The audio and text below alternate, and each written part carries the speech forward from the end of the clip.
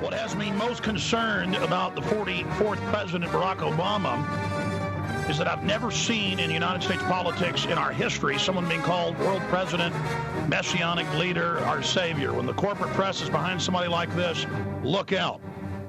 Congressman Ron Paul joins us out of the gates for his analysis, his breakdown. The congressman from Texas, of course, a presidential candidate who sent shockwaves through the political system, the controlled left-right paradigm, is with us for the next 20 minutes to break down what we're facing. Congressman, are you feeling the dread that many of us are feeling right now? Yes, I do, but I don't think it's brand new. I didn't wake up with it. I've had it for a while. I don't think the election was a surprise, but the rhetoric is getting pretty strong, and they are getting very bold. I think McCain was obviously backup candidate in case something happened where Obama didn't win. They'd have been satisfied with McCain. But they've been positioning Obama for a long, long time. He's a man of the people, and yet he was the first guy to spend,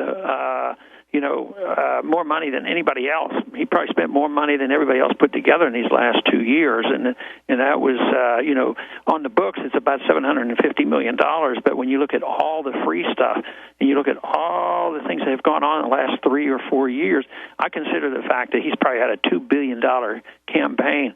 But we have to realize this started a long time before he even announced to be president. If anybody who would have gotten that much favorable coverage for so long, you know that the plans are laid for him to be the individual that's going to be taking care of the corporate elite.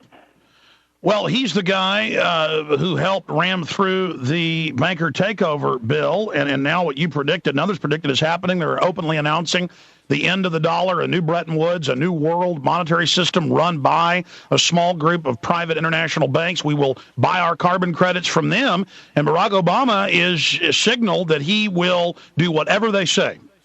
Yep, and I think there's no doubt about that. He wouldn't be there if he didn't toe the line.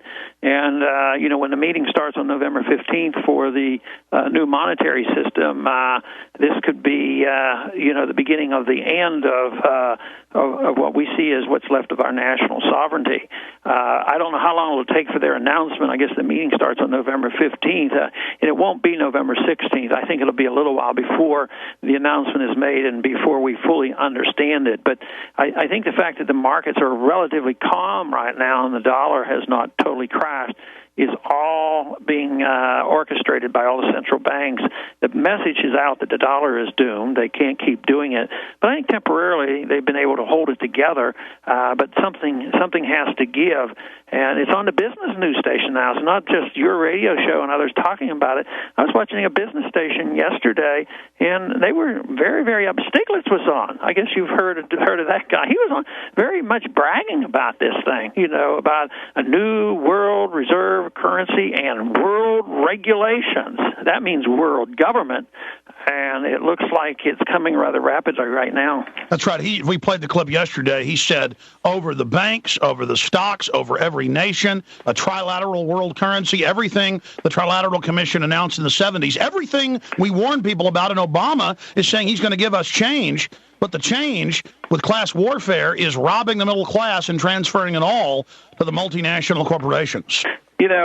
I guess you heard a statement by Sarkozy from France. He said that we want to reform capitalism. But our president, came right back, and he says he's all for this world summit, but only on one condition, that we not tamper with the free market system. I thought, and people believe this stuff. They just listen to that, and it just goes over their heads, and it's so sad.